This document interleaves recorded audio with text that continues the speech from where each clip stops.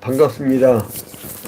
저는 교계 언론계에서 30년 동안 심무했던 양진우,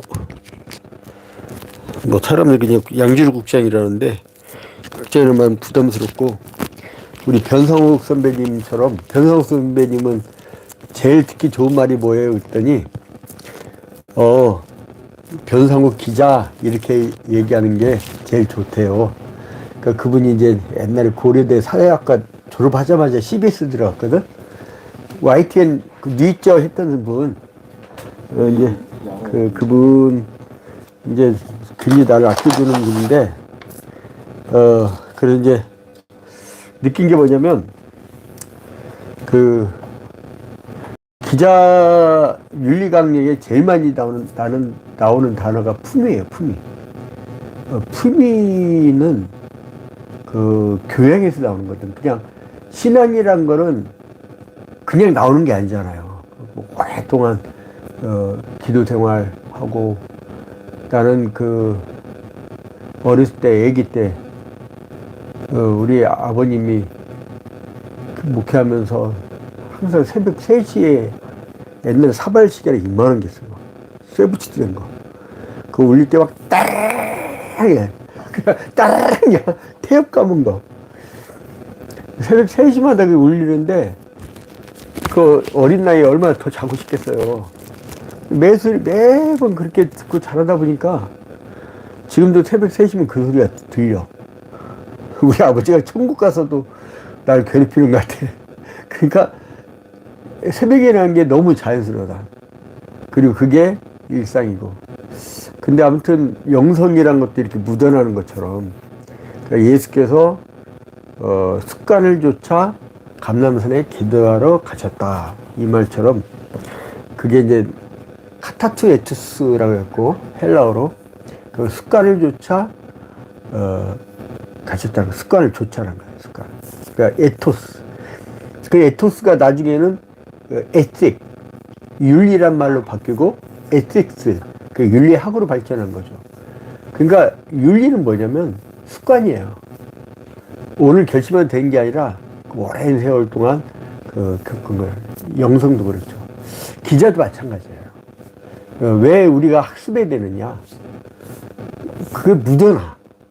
현장에서 묻어나고, 글에서도 묻어나고, 체계적으로 배운 사람하고 그냥 생계를 위해서 막 하는 사람 있고, 돈 벌자면 얼마나 벌 수 있죠. 까고 막 쓰고. 근데 기사작성법을 안 배운 사람들은 이게 논문하고 다르거든. 축약행위, 축약.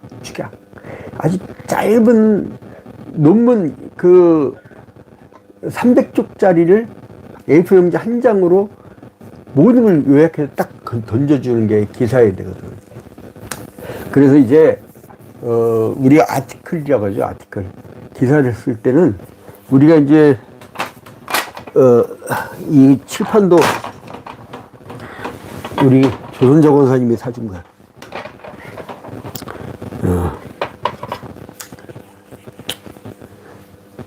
라이터가 있으면 기자가 있죠. 라이터, 리포터라고 하죠. 기자가 있으면 이제 독자가 있을 거 아니에요. 리더.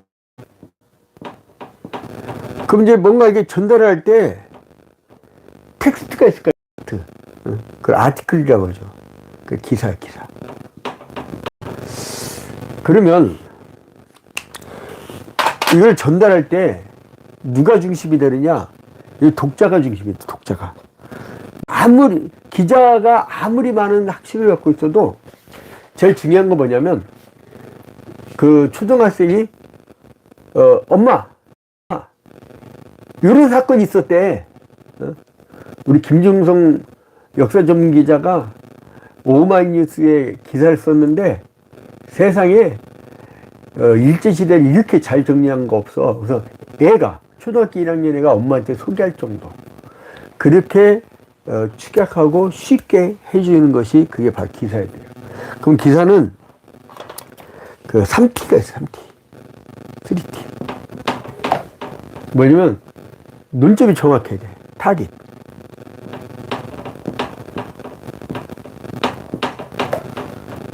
그러니까 초점이 딱 있어. 그러니까 내가 뭘 쓰느냐. 화재 사건 그 기사 쓰는데 갑자기 뭐야, 뭐 후쿠시마 원전 뭐 이런 얘기 나오면 안 되잖아요. 그죠? 타깃. 그 다음에 이제 뭐가 있냐면 사람들이 막 넘길 때 보면 제목을 봐. 타이틀. 제목. 그 제목을 딱 펼치면 이런 내용이네? 이렇게 보는 거예요.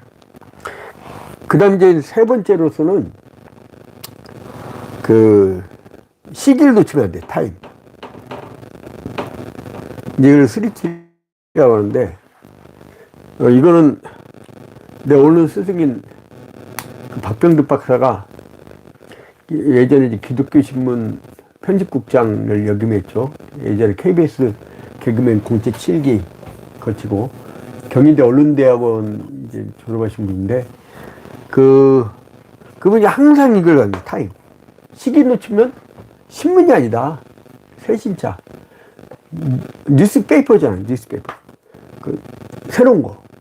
뉴스는 뭐예요? 뉴스는 그 종합하는 거예요. 그 노스 북쪽 소식. 응? 그 이스트 동쪽 소식. 응? 그 웨스트 서쪽. 사우스 남쪽. NEWS. 그러니까 이걸 종합적으로 딱 저희 전달하는데 그 시점을 놓쳐버리면 안 돼. 시점. 그 타임.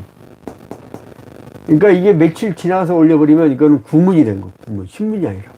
그 타임. 이제 이걸 세 가지를 하는데 지금 우리가 지금 얘기하고자 하는 게 뭐냐면 이제 제일 첫 번째 과목으로 어느 학교든 옛날에 신문방송학과였죠. 지금은 뭐 미디어 컨텐츠라고 하면 돼요. 왜냐면 컨텐츠가 집합명사거든. 집합명사잖아요. 집합명사인데 거기다 왜 또 복수 s를 붙여. 그러니까 콩글리시지, 콩글리시. 컨텐츠. 그러니까 이제 이제 미디어 컨텐츠 학과라고 하잖아요. 보통. 요즘에는 뭐 세련되게 하려고. 근데 왜 꼭 영어를 써야 세련될까? 물론 뭐 신문방송학과도 그것도 한자어지만은.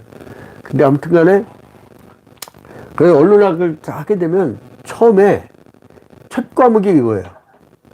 언론학 연구방법론.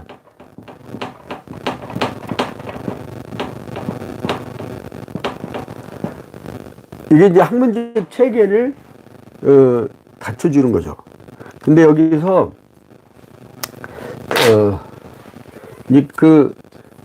이 좋은 교재가 이거예요.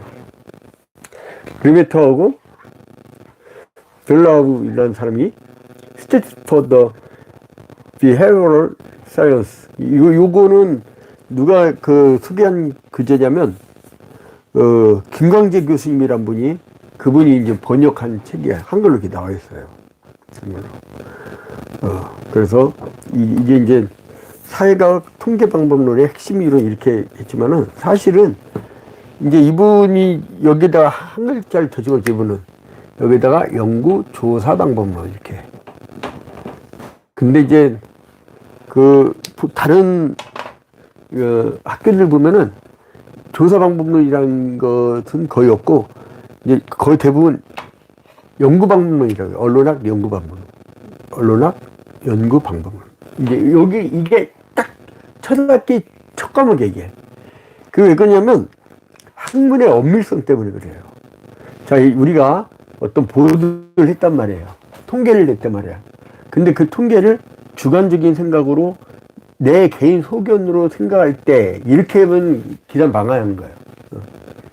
정확한 통계 조사를 하고 그리고 예를 들어 3,000명이 막 시위를 하고 있는데 가가지고 기자가 그 짧은 시간에 알잖아요. 막 마감쳐야 되니까 막 기사 쓰고 해야 되니까 언제 여론조사 기관한테 위탁을 하고 거기 앉아갖고 또 막 연구조사 방법론 동원해갖고 뭐 하고 할 수가 없잖아요. 그러니까 어떻게 하냐면 그 샘플을 골라 세 사람만 딱 인터뷰해. 자, 3,000명 중에 3명 갖고 인터뷰하면 그 의견이 반영될 수 있어요. 근데 이제 그렇게 하는 방법이 있고, 그것도 하나의 방법이에요. 이제 뭐 나중에 이제 그 보겠지만은. 그 이제 아무래도 그래서 난 요걸 보면 굉장히 충격받았어요. 책이 굉장히 좋은 거야. 쭉 이제 요즘 정도가 있거든요. 요 근래에 내가 소개받은 책 중에 이런 게 이렇게 좋은 책이 있었구나 해서 요청을 하고, 그 다음에 이제 제가 한 25년 전인가 이 텍스트의 의미가 있는가, 이제 이거 이제 해석학적인 해석학 헤르메니틱스라고 하죠. 그래서 이제 헤르메니틱스라고 옛날에 그리스 신화에서 전령, 전해주는 사람. 근데 이제 그거를 전달을 하는 것을 나중에 헤럴드. 그러니까 우리나라에 뭐 헤럴드라는 신문이 있죠. 근데 그렇게. 자, 그러면 이제 이 연구조사 방법론에 큰 4개의 구조가 돼 있어요. 이거는 좀 기자 생활을 하는 사람들은 어차피 알아야 돼. 이제 여기서 4가지가 있는데, 하나는 실제 탐구 영역. 여기서 이제 하나하나 또 들어갈 겁니다. 실제 탐구 영역.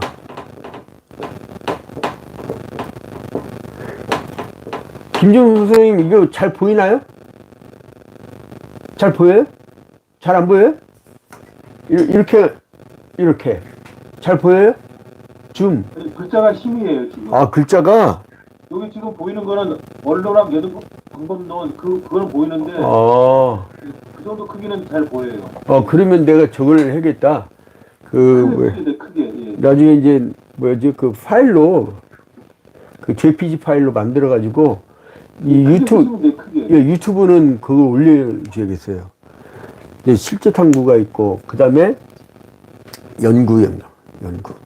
그 색깔이 안 보이네요. 빨간색이? 예. 까만색으로만 보이고 있어요. 알겠습니다.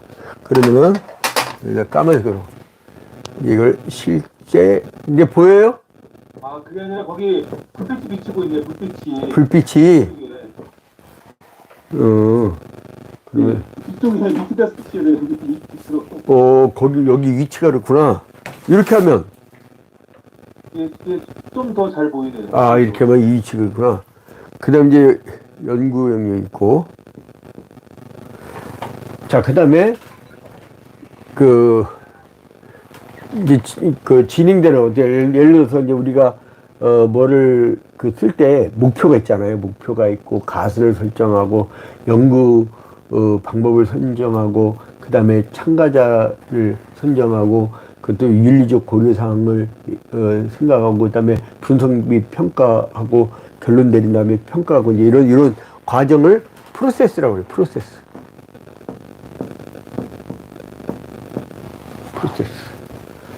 그 다음 이제, 큰 축 중에 데이터 분석.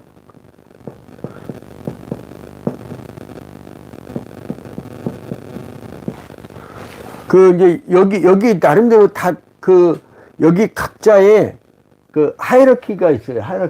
하이어러키.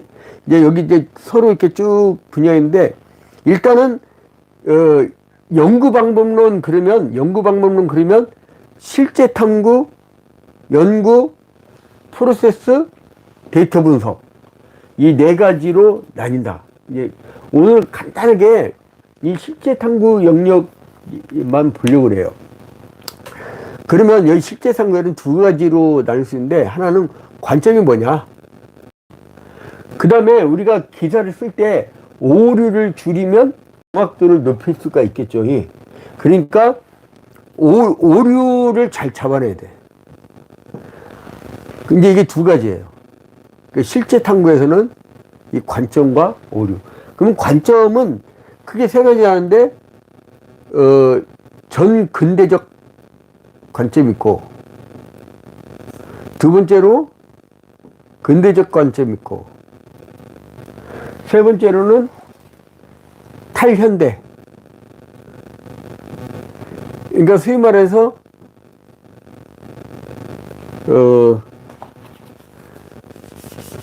이 모더니즘을 포스트하는 거야, 포스트. 뛰어넘는 거야, 이렇게. 포스트 모더니즘이라고 하죠. 이렇게 나오고, 그러니까 이제 예컨대, 이제 우리가 뭐 한 10분에서 20분만 한 과목당 하기로 했으니까 간단히 할게요. 근근대라 그러면은 보통 우리가, 이제 왕조 시대 때, 뭐, 그 다음에 가부장적 시대 때, 그때 어떤 어른이 얘기하면 그게 법이었잖아요. 그러니까 다른 입장을 인정치 않았잖아. 그러니까 상이한 입장을 인정치 않은 거죠. 그리고 그때의 세계가 뭐예요? 그러다 보니까 배격하고 배척가 된 세계가 아니야. 배격하고 배척을 해. 그게 이제 전 근대의 특징이에요. 자, 그러면 근대적 관점은 뭐냐면, 현대. 근대, 현대. 죄송합니다. 탈현대라고 써놓고 또,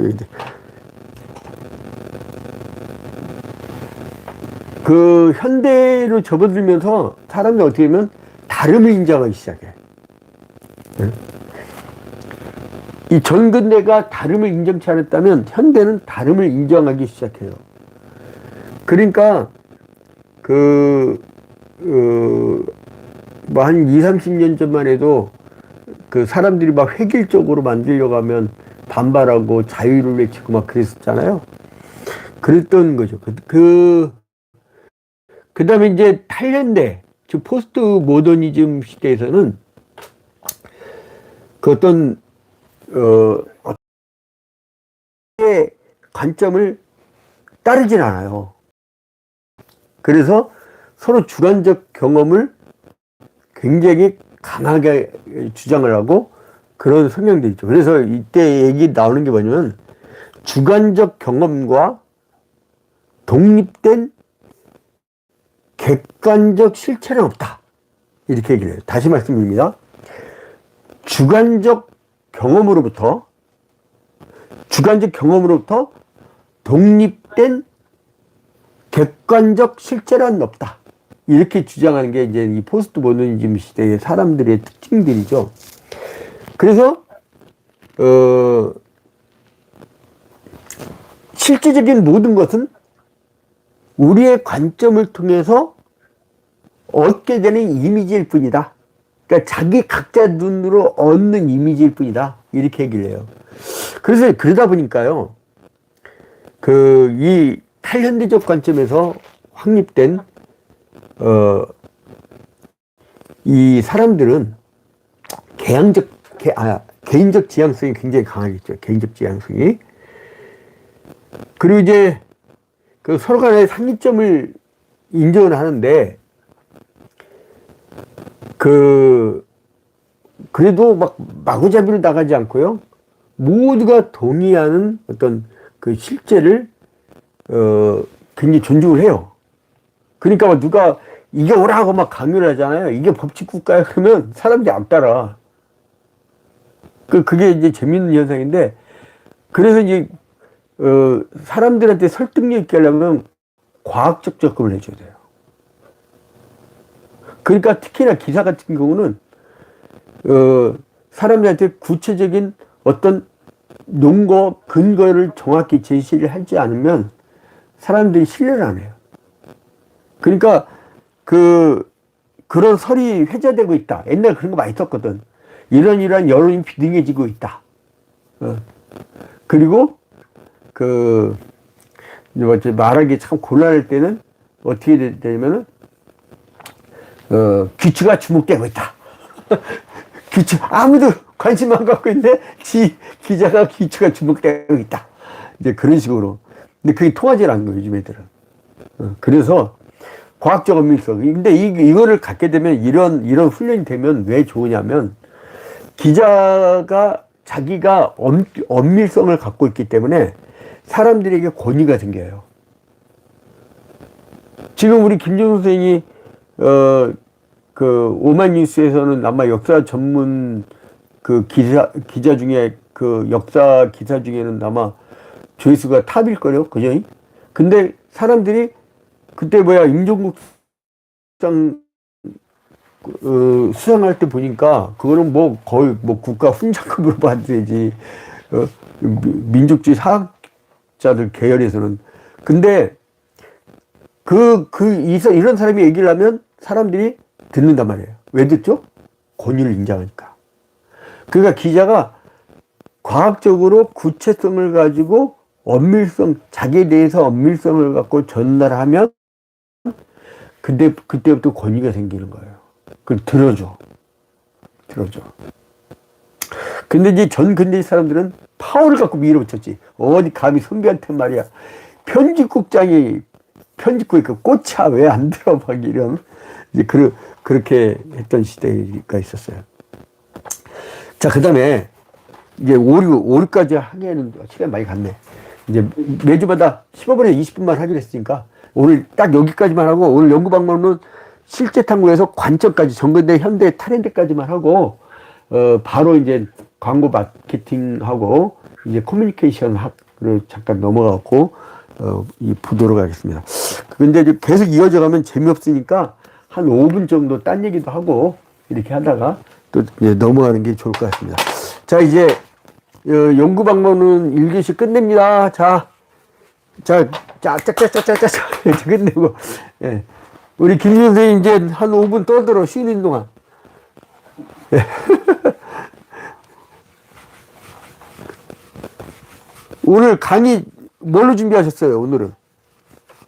여기 그 강의보다 저기 우리 저기 일제 청산 연구소 예. 그 앞으로 활동 방향에 대한 그 얘기하고 예. 좀 그런 거 이렇게 좀 그런 방안에 대한 그 얘기 하려고. 예.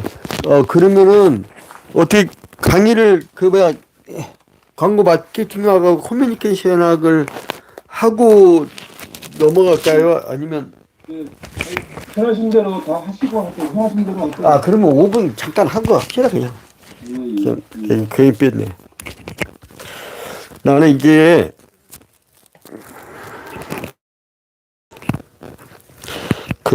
가르칠 때하고요. 뭐 글 쓸 때 그때는 너무너무 행복해. 그 사람들이 막 행복해. 예. 매일 새벽 기도를 하고 살아왔는데 그 새벽에 뭐 떠드리는 것이 얼마나 행복한지 그런 맛을 살죠. 자, 이제 왜 광고 마케팅 하기냐. 그리고 광고 마케팅하고 그 다음에 왜 커뮤니케이션 학을 해야 되느냐. 이제 2교시에 이제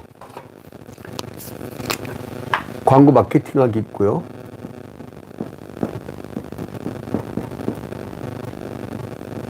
하겠고, 그 다음에 커뮤니케이션 학.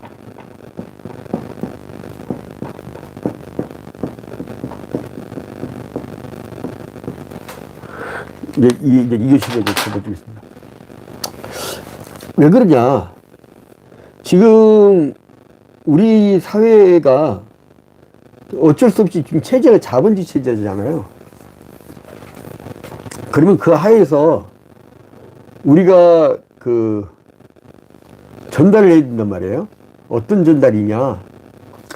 어떤 전달을 해야되면 지면을 통해서 매체가 그게 미디어예요. 매체. 그러니까 어떤 사람은 회지로 전달을 해. 어떤 사람은 스마트폰으로 전달을 해. 어떤 사람은 영상으로, 영상 편지로 여러 가지로 하겠죠. 근데 왜 광고냐? 이게 언론에서요. 제1차적인 재원이야, 재원. 사람이 먹고 살아야 일을 하든 말든 하죠. 그죠? 근데 사람이 굶으면 일을 할 수 있겠어요? 그러니까 먹고 살려면 뭘 해야 되느냐? 광고를 받아야 돼. 제일 미리 맞은 사람이 저 씹는 사람은 너무 광고 밝히고 광고 막 따려고 막 애를 쓰고 그거 당연하지. 자기가 슈퍼마켓에서 한단 말이야. 그럼 라면 땅이 안 팔리면 그거 되나? 그잖아요. 파는데 너 왜 돈 받아? 이러면 되겠어요? 돈 받아야지. 그래야 기자들이 어디 가서 남 등쳐먹지 않고 양질의 기사를 제공을 하고 그럴 수 있는 거 아니에요. 그래서 광고는 뭐냐? 재원이란 말이에요. 그러면 이 재원을 얻어내려면 어떻게 하냐면 인을 해야지, 인. 무엇을 인을 하냐? 광고를 수주하는 광고국 직원들은 그 안에 들어가야 되는 거예요. 근데요, 어디 신문사나 마찬가지지만, 이제 그 간부직으로 올라가다 보면은 어쩔 수 없이, 뭐냐면, 편집국이 됐든 어디 됐든 광고를 다 해야 돼요. 그래서 이제 이 광고 마케팅을 해야 되는데, 자, 그러면 여기서 이제 이 마케팅이란 것은 결국은 그 사람을 만나면 뭐냐면 영업할 때 제일 먼저 뭐냐면 그 설득을 해요, 설득.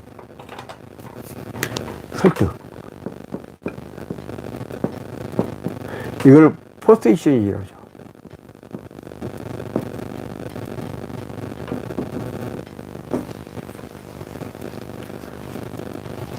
퍼스테이션.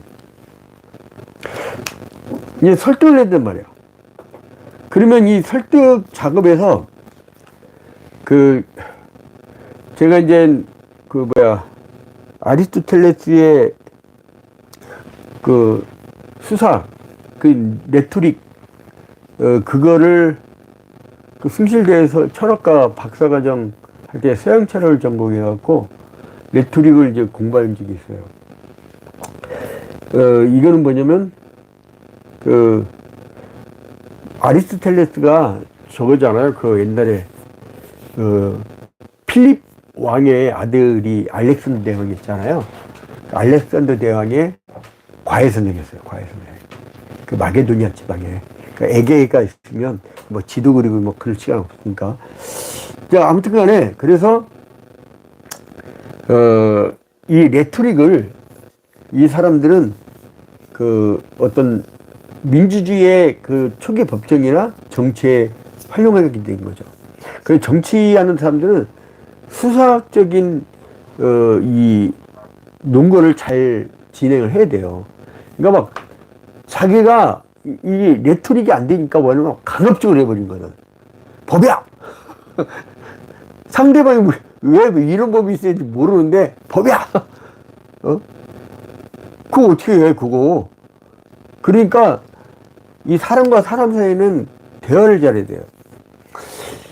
저는 저희 아버님하고 우리 할아버지 목사님 때까지만 해도 좀 굉장히 영웅적이셨는데, 아버지 목사님하고 저는요, 교회 장로님들, 담회라고 있잖아요. 목사하고 장로 특성들은.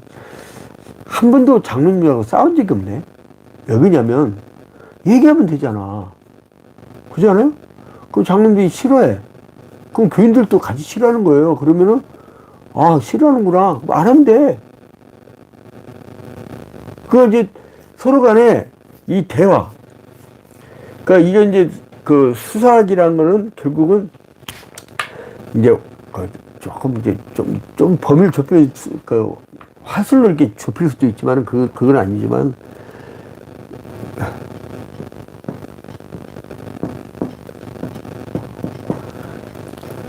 제가 왜 자꾸 이렇게 영문을 써대냐면요. 여러분들이 국내에서만 끝날 게 아니에요. 여러분들이 이제 요즘에는 프린스턴 대학교라든가 이런 데 특강 같은 거를 앉아가지고 컴퓨터로 다 봅니다. 요즘 다 봐요. 그래서, 그리고 또, 메타버스 공간에서 기자들이 많이 들어가는 공간이 있어요. 그런 공간에 가다 보면 국제적으로 서로 간에 쓰는 영어들이 있어. 근데 한글만 해서 안 된단 말이에요. 어쩔 수 없어요. 어쩔 수 없어. 우리 세대는. 그래서 여러분들이 알아두는 게 좋고. 그런 이제 중세시대나 르네상스 시대까지만 해도 이거는 하나의 학교에서의 커리큘럼으로 들어왔었지만은 이제 18세기, 19세기에 들어가면 이제 이 웅변이 순수예술 영역으로 인식되면서 사람들이 별로 이렇게 좋아하지는 않았어요, 사실. 근데 20대 기로 들어오면서 이제 이게 사회 언어, 즉, 소셜 링구스틱이라고 하는데, 그런 영역까지 이렇게 들어가게 되는 거예요. 그리고 이제, 아까 아리스토텔레스를 얘기했잖아요. 이 아리스토텔레스의 이 수사학의 구조를 보면은요, 처음에는 에투스라고 하는, 그러니까 이제, 사람 어떤 감동을 주고 설득을 하는 그런 단계에서 에투스. 이거는, 어떤 윤리적 속으로 볼 수 있죠. 에티컬 어필이라고 하는데, 어떤 연극을 한단 말이에요. 그러면은, 어떤, 인물이 거기에 대한 어떤 전문적 용어를 막 쓰는 거예요. 그래서 거기서 이제 어떤 권위가 세워지는 개념이 이제 여기서 나오는 거죠. 그 다음에 이거를 나중에 논리적으로 정리해. 이제 로직한 어떤 논리 구성을 해. 그러면서 이게 나중에 개념이 로고스의 개념으로. 이제 신학하는 사람들은 이제 이 로고스의 개념을 좀 달리 이제 해석하는데, 그 다음에 나중에 이제 파토스의 단계.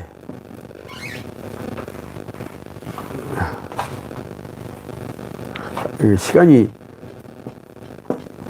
너무 짧으니까, 이것도 여기까지만 하고 빨리빨리 넘어갈게요. 자, 그러면, 이거는 여기, 아까 에투스에서는 윤리적 소구라고 했죠, 이거를. 여기서, 이제는 이게 타당 아니냐. 근데 여기서 이제 논리적 속으로. 속으로. 여기 속으로. 여기서 이제 또 발전을 해가지고, 이제 파토스의 개념으로 가게 되면은, 이제 여기에 감성적 속으로. 사람이 이제 감동이 되죠. 어떤 사람이 내가 당연히 어떤 재원이 마련되어야 당위성, 윤리적 소구가 있으면은 논리적으로 우리 이래서 이렇게 일을 해야 되니까 그 사람이 감동을 받아요. 아, 저 사람들한테는 정론직 필요해야 되니까 우리가 이렇게 도와줘야 되겠구나. 이런 퍼섹션이 이제 일어난 거죠. 이제 요게 이제 기본 구조예요, 기본 구도. 레토릭의 한번 따라합시다. 에토스, 로고스, 파토스. 자, 에토스, 로고스, 파토스. 이 개념에 대해서는 다음 주에 더 좀 한 단계 더 들어갈게요. 이제 여기서부터 이렇게 출발이 되는 거예요. 이렇게 매주마다 조금씩 하면요. 지치지도 않고 재밌어요.